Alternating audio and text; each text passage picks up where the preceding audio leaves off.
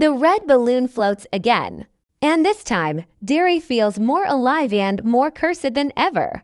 The streets look quiet, but something deep beneath them is breathing. Every light flicker, every drop of rain, and every whisper in the shadows feels like a warning. The Welcome to Derry Episode 3 trailer doesn't just tease horror, it pulls us straight back into the town's nightmare where fear never dies. It just changes its face. The trailer opens with that same uneasy calm Derry is known for. You can almost smell the wet concrete after rain, see the mist hanging low, covering everything like a shroud. There's no screaming, no chaos, just silence. And that's what makes it worse. We see a small neighborhood street that looks familiar, maybe too familiar, as if time itself hasn't moved since the last time Pennywise haunted it. A child's bicycle rolls slowly past a curb, its wheels squeaking in the stillness. It's not being ridden by anyone. It's just moving on its own, as if guided by something unseen. That's the kind of detail that the Welcome to Derry series does best. It doesn't have to show the monster to make you feel it's there. Then, the trailer cuts to the drain. Yes, that drain, the one that every IT fan knows. Rainwater slides into it, and for a split second, it feels like history repeating itself. But this time, it's not Georgie's paper boat we see. It's a faded red balloon drifting against the current, refusing to go down. It's like Derry itself is rejecting what's coming. The symbolism here is clear. Whatever is rising now isn't waiting for anyone's permission. This isn't just about fear, it's about memory, the kind of memory that sticks to a town like a curse. After that, we glimpse a group of kids standing outside an old theater, its sign flickering between letters. The word welcome blinks before going completely dark, leaving only to Derry glowing in red. A clever and chilling touch, almost as if the town is inviting us back in, but not with open arms. The way the scene transitions, the way the lights flicker in rhythm with thunder, it all feels deliberate. You can sense that Episode 3 will explore the town's transformation, the slow return of the evil that never truly left. One of the biggest takeaways from this part of the trailer is the feeling that Derry itself is alive. The camera lingers on walls, streets, and doors like they're characters. There's something watching, always listening. Even the wind sounds different, almost whispering names. This focus on atmosphere rather than jump scares shows that the creators understand what made the original IT story so terrifying. It wasn't just the clown, it was the town. Derry remembers. The people may forget, but the town keeps its scars. And in Episode 3, those scars are starting to bleed again. You might notice the color grading here is colder than before. Episode 2 had a warmer tone, almost nostalgic. But Episode 3's trailer feels drained, like the life is slowly being pulled out of everything. The reds pop out more, the balloon, the sign, a child's raincoat in the distance. Every color feels like a warning. This visual language is one of the series' strengths. The reds remind us of blood, yes, but also of memory, of connection, of danger that feels personal. The director is clearly telling us, don't look away. Because if you do, you might miss the moment the nightmare begins again. And just as the tension builds, we hear a faint sound, children laughing. It's soft at first, almost joyful. But the longer it goes on, the more distorted it becomes. The laughter turns hollow, like it's echoing from somewhere deep underground. It's the sound of innocence being twisted, of Derry's darkness waking up again. This is when the trailer really grips you, not through what it shows, but through what it makes you imagine. Because in Derry, imagination is where fear lives. By the end of this section of the trailer, the audience already knows one thing. Episode 3 isn't just another chapter. It's a turning point. The town is changing, the fear is evolving, and something far older than Pennywise might be stirring beneath it all. The red balloon floating in the final shot isn't just a callback, it's a signal. A promise that the nightmare isn't over. In fact, it's only just begun. The next part of the trailer drags us even deeper into Derry's unease. The streets are still quiet, but now they feel heavier, as if the air itself knows something is coming. We see a young girl standing in the middle of an empty playground. The swings creak slowly even though there's no wind, moving back and forth like they remember the children who used to play there. The girl stares at something off camera, her face half lit by a street lamp that flickers every few seconds. There's no jump scare, no sudden noise, just that uneasy stillness. That's when you realize what makes Welcome to Derry so haunting. It's not what you see, it's what you feel watching you. The trailer then shifts to a wide shot of the town square. Everything looks normal at first, but the camera lingers too long on the faces of the townspeople. A man sweeping the sidewalk stops and stares into nothing. A woman at a window closes her curtains, but not before glancing at something over her shoulder.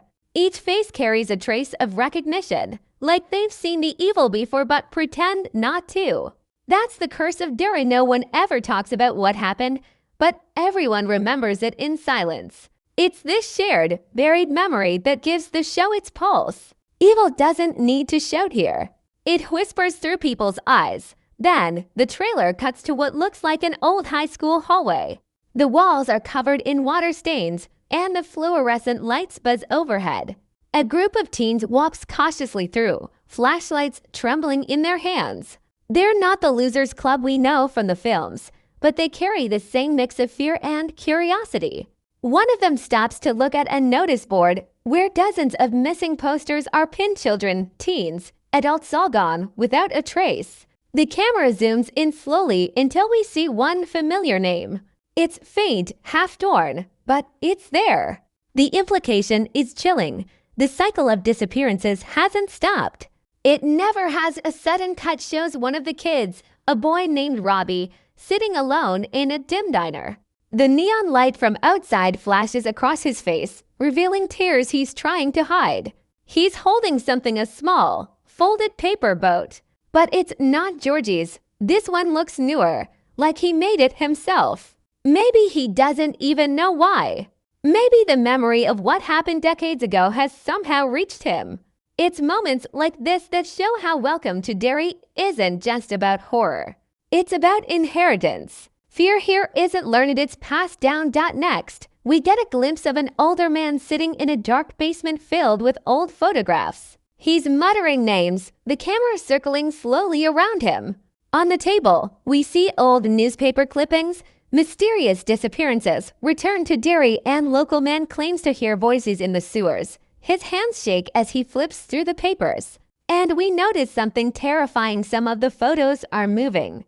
Not like magic, but as if they're replaying memories no one asked to see again. You can faintly hear the echo of children laughing, mixed with the sound of dripping water. It's the kind of detail that stays with you, crawling under your skin long after the scene ends. There's also a quick shot of the Derry sewer entrance, just a brief second, but enough to make your stomach tighten. You can see the reflection of a balloon in the puddle nearby, but when the camera pans up, there's nothing there. That reflection alone says more than words ever could. It's as if Derry's evil doesn't need a body anymore. It's part of the air, the water, the people. Every shadow looks a little too dark, every sound a little too close. Halfway through the trailer, we hear a voice whisper, "He's not gone." It's quiet, almost lost under the hum of static, but you can't miss it. Fans are already speculating, could it be Pennywise's voice? Or maybe someone who's beginning to remember him. The brilliance of this teaser is that it doesn't give answers, it feeds your imagination. You start wondering if episode 3 will explore how the memory of evil becomes its own kind of monster. Maybe Pennywise doesn't even need to return physically. Maybe Derry's people will bring him back themselves through fear, through belief, through guilt. We also see a quick montage of flashes, red lights, spinning carnival rides, a mirror cracking in slow motion. Each shot lasts only a second, but they feel connected, like pieces of a nightmare puzzle. A single red balloon floats through a school hallway, untouched by wind, gliding silently past empty lockers. The camera follows it until it stops in front of a mirror. The balloon reflects perfectly, but the hallway behind it doesn't. Something is standing there, something tall, pale, smiling. The image flickers and cuts to black before you can fully see it, but you know what it means. You know he's coming back. By the time this part of the trailer ends, You're left with a deep sense of dread not from seeing Pennywise, but from feeling him in every frame. The episode seems ready to explore Derry's memory as its main villain, the way trauma infects a town, the way fear never really dies. The people of Derry might think the clown is gone, but their silence has kept him alive. Because in Derry, forgetting is the real sin. And now, the past wants to be remembered. The third part of the trailer shifts from the familiar streets of Derry to something far more mysterious. The music fades into a low hum, almost like a heartbeat buried deep underground. The camera dives into tunnels beneath the town, cracked bricks, dripping pipes, and walls covered with markings that look like symbols but could also be scratches. These tunnels don't just look old, they look ancient. A quick flash shows what looks like a mural on the wall. At first, it seems like random shapes, but when the light passes over it, you can make out figures, children holding hands around something that looks like a giant, grinning face. The paint looks smeared, almost as if it's bleeding. It's a clever bit of imagery that hints at Derry's long, forgotten history. Fans of Stephen King will instantly recognize the suggestion. Pennywise has been part of this town for centuries, appearing in different forms, hiding beneath myths and stories. The mural might not just be art. It could be a record of every cycle of fear, every generation that faced the same terror but never survived long enough to tell the story. As the trailer continues, we see a glimpse of the Derry Public Library. The camera pans across dusty bookshelves, and for just a moment, it stops on a book titled The Origins of Derry. The page flips by itself, landing on a drawing of a circus tent. The caption underneath reads, "The day the circus came to town." Longtime fans will catch the reference. This could be the earliest trace of Pennywise's arrival, possibly from the 1800s, when Derry was still a growing settlement. The trailer doesn't confirm it, but it doesn't need to. Every clue feels intentional, every reference carefully placed. It's the kind of detail that makes you pause the trailer, rewind, and look again. Then comes a shot of the water tower, silhouetted against a blood-red sky. Lightning flashes, and for just a heartbeat, a shape appears behind it, a faint outline, like a face smiling through the storm clouds. It's barely visible, but unmistakable. The imagery here is pure nightmare fuel. The idea that Pennywise's presence isn't just underground, but in the very sky, in the rain, in the town's reflection, creates a sense that Derry is completely surrounded by something it can't escape. The storm isn't coming to Derry. The storm is Derry. What's brilliant about this section of the trailer is how it plays with memory and illusion. We see old black and white photos come to life, showing townspeople from decades ago smiling at a carnival. But if you look closely, the same clown face appears in multiple photos, always in the background, never fully visible. It's almost like he's hiding in history itself. The trailer uses this trick to remind us that Pennywise isn't a creature of the present. He's part of Derry's DNA. The evil doesn't start and stop with him. He's just the shape it takes when the town remembers what it really is. We also get a few quick shots that tie Welcome to Derry to Stephen King's larger universe. A newspaper headline mentions Castle Rock, another town haunted by supernatural events. Another scene shows a character reading a book titled The Dark Tower, which hardcore King fans know connects multiple worlds, including Derry's. These Easter eggs aren't just nods, they suggest that episode 3 might be expanding the lore, showing how Derry's evil connects to something much bigger than we've ever seen. Maybe Pennywise isn't just a local demon, but part of a cosmic web of fear that spans across realities. The thought alone is terrifying. Then comes one of the most striking images in the trailer, a vision of the old circus grounds, now nothing more than overgrown grass and rusting rides. But under the dim light, you can still see faint traces of paint-red stripes, faded stars, and a handprint on a carousel horse. The carousel turns once, slowly, even though there's no wind. You can almost hear distant carnival music playing, broken and warped, like it's being played underwater. It's a perfect metaphor for Derry's nature, beauty, and nostalgia hiding something rotten underneath. The trailer also plays with repetition. We see flashes of moments we've seen before: balloons, laughter, the drain, but each time, they look a little different, as if the timeline itself is looping. It's as though Derry doesn't move forward. It circles back, over and over. The kids change, the faces change, but the fear stays the same. It's a cycle that never ends, and maybe episode 3 is where someone finally notices it. Maybe this is the episode where Derry realizes it's been living inside its own nightmare. One of the final moments in this section shows a character whispering. It remembers us. That single line hits harder than any scream. It suggests that the evil in Derry doesn't just attack, it recalls. It recognizes. It knows the people who try to fight it, the families who try to forget. This isn't just a town haunted by a monster. It's a town haunted by its own history. And the worst part is, the people can never truly leave. Because even if they do, Derry follows them in dreams, in reflections, in the faint echo of a laugh that shouldn't exist. By the end of this part of the trailer, the message is clear. Episode 3 isn't just about what's coming next, it's about what's been buried for too long. The evil here isn't new. It's been waiting, watching, and remembering. The red balloon isn't a symbol of playfulness anymore. It's a warning, a sign that history is about to repeat itself, and this time, it might not stop at Derry's borders. The final stretch of the trailer takes everything we've seen, every flicker of light, every whisper in the dark, and ties it into a feeling that's hard to shake off. It's not just fear anymore. It's recognition.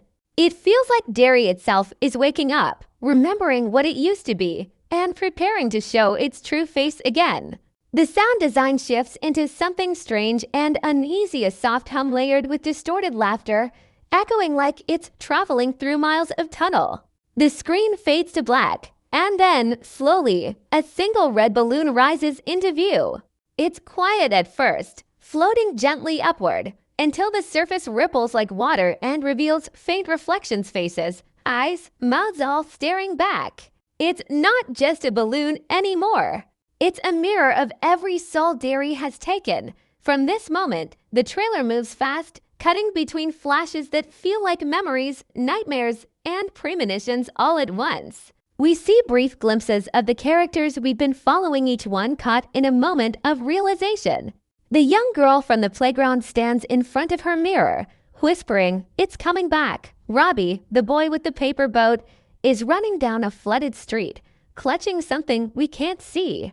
The older man from the basement stares at an old photograph that suddenly bursts into flames. Every shot feels like a piece of a puzzle falling into place, but the picture it's forming isn't one anyone wants to see.